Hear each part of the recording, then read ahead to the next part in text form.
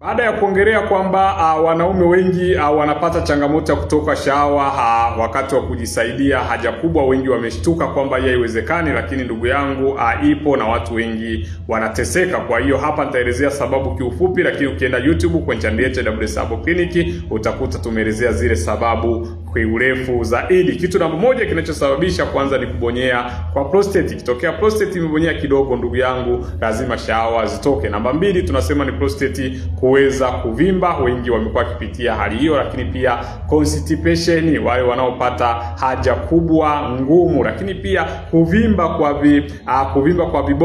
vibomba vile vidogo vidogo vinavyobeba shawa moja kwa moja, na vile vinasababisha unapojisaidia kutoka shawa. Lakini pia njia ya mkojo kuvimba na kuwa na maambukizi ya maambukizi, tunasema sexual transmission infection. Lakini pia tunasema overstimulation ya pelvic muscles, na yenyewe inasababisha kutoa hizo shahawa. Lakini pia bila kusahau bawasiri, na mwisho wale wanaopiga punyeto. Kwa hiyo ndugu yangu, kama unateseka na changamoto hiyo, basi wasiliana na sisi uweze kupata msaada zaidi. Lakini pia ukiingia YouTube search WS Herbal Clinic utapata video nzima. Karibu na Mungu akubariki.